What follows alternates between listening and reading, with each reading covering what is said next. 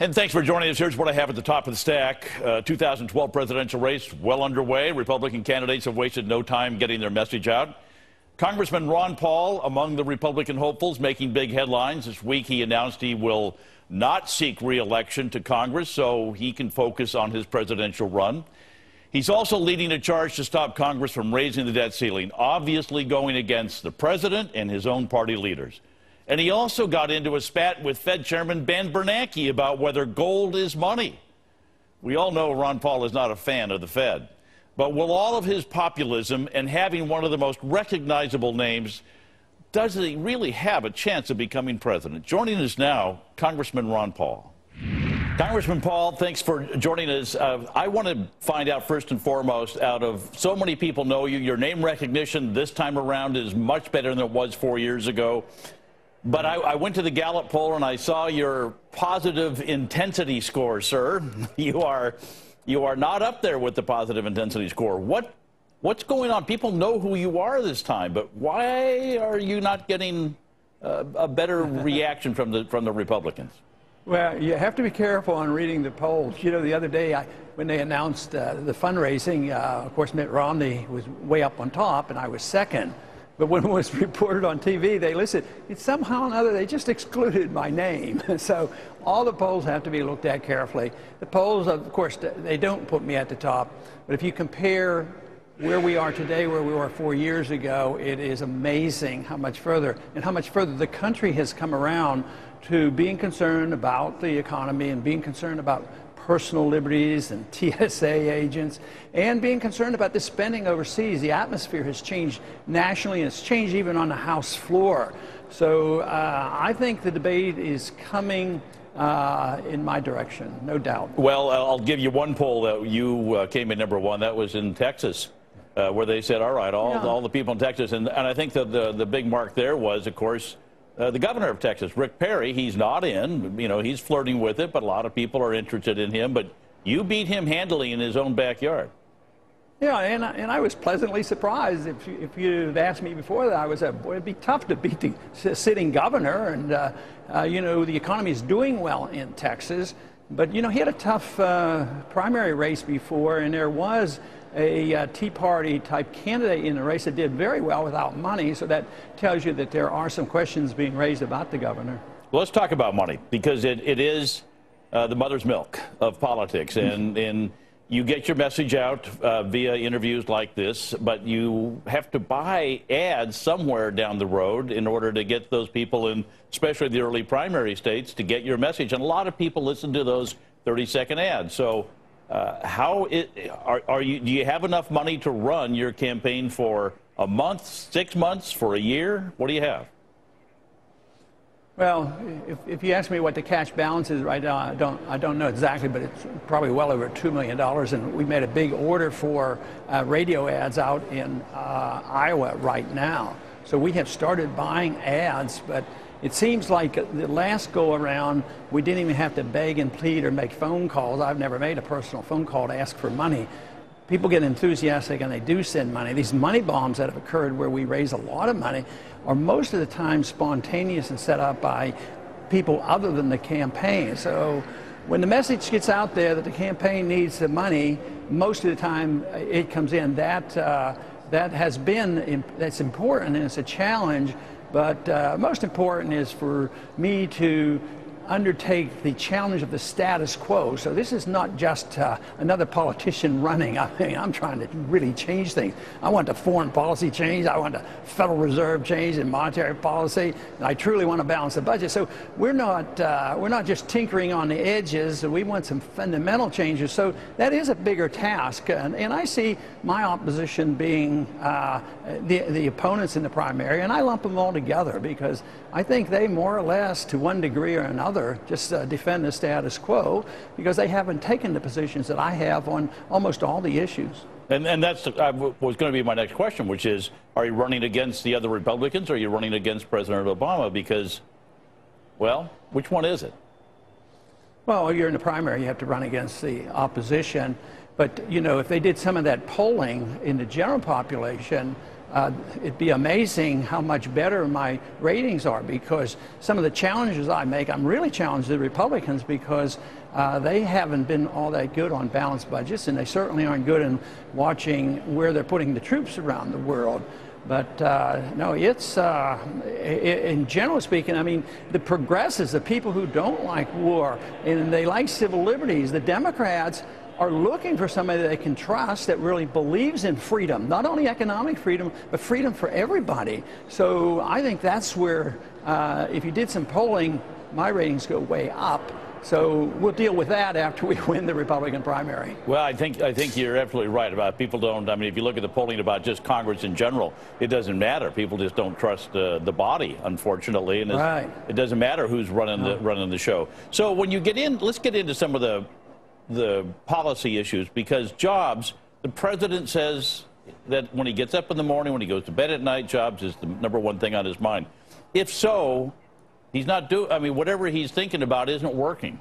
So what do you suggest? Right. How do you suggest we get more people? How do we get more people back to work in this country? Well, you have to look at it fundamentally. You can't just say we need jobs, so we're going to spend some money or subsidize somebody or whatnot. You have to ask the question, why do we have a recession? Because you can't solve the problem if you don't answer the question. We have recessions because we have financial bubbles, and we have financial bubbles because we have a distorted economy due to Federal Reserve policy expanding the money and lowering interest rates below market rates, so that people do all this malinvestment and building up all this debt.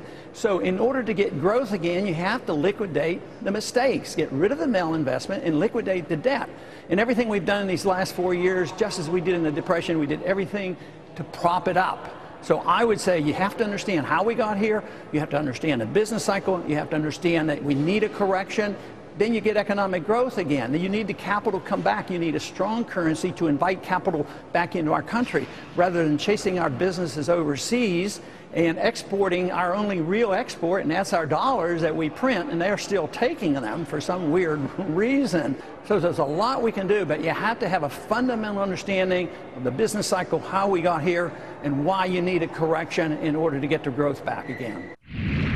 Still to come on the big TV show this hour, we'll have more with Ron Paul, including what he really thinks about airport security and the TSA. We continue our conversation with Congressman Ron Paul. We all know his concerns about our liberties, but how does that tie in with national security?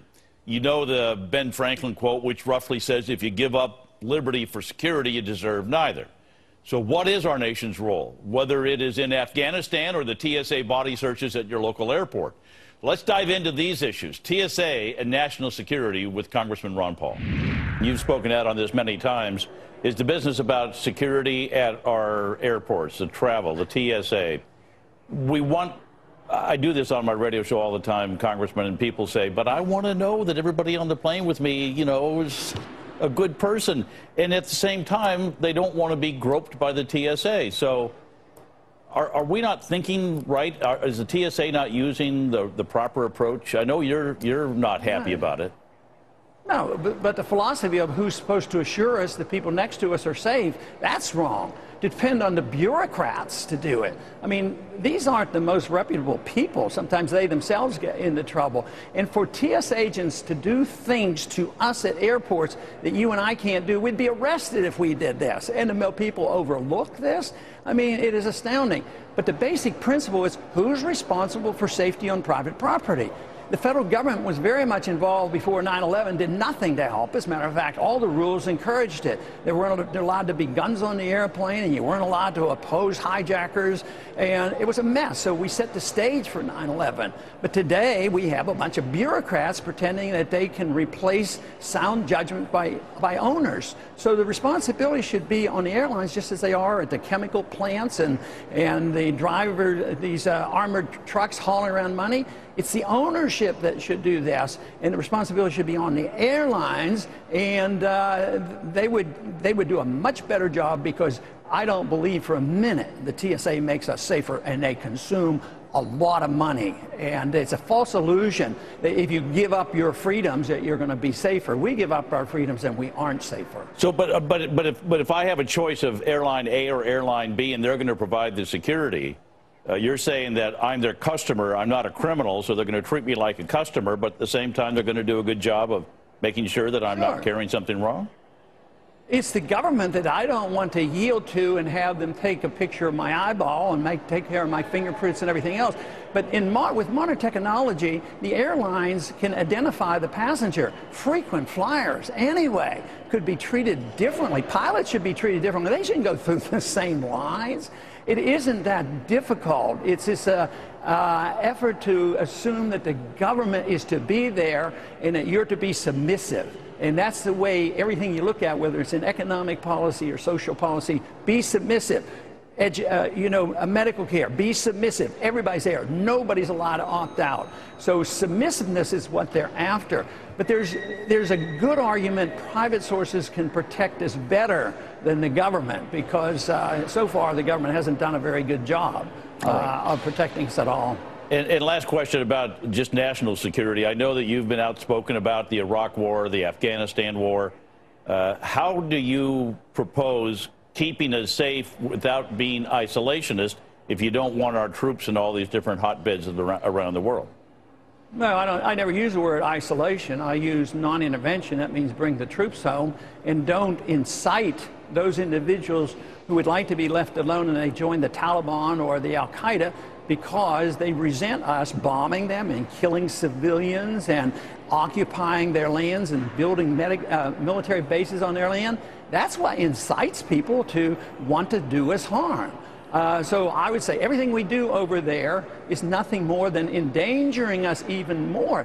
This was very clear, after 9/11, with the 9/11 Commission. One of the major things that really bugged bin Laden was that military base in Saudi Arabia. And our government recognized it, said it was true, and they took it down. But we built many, many more since then. So not being there doesn't mean you're an isolationist. I believe in free trade and maximum amount of travel and dealing with people. I'm much happier with the way we work with China than was when I was in high school when we were fighting and killing each other. I like it much better with Vietnam when we work with them and trade and they become capitalistic than when I was in the Air Force for 5 years in the 60s and we walked away. We lost that war. We win a lot more with peaceful negotiations than we do with these wars that are undeclared and nobody knows who's the real enemy and when the war is over. And now we're involved in about 5 of them right now and we're flat out broke. So actually I'm winning this argument. Not so much they're agreeing with my philosophy of foreign policy, but everybody knows we're flat out broke and we ought to change our ways. All right. For supporters, they want to reach you, they want to contact you, they want to read your positions. What's your website? RonPaul2012.com. RonPaul2012.com. Congressman Paul, always good to see you. Thanks so much for being on the show. Thanks a lot.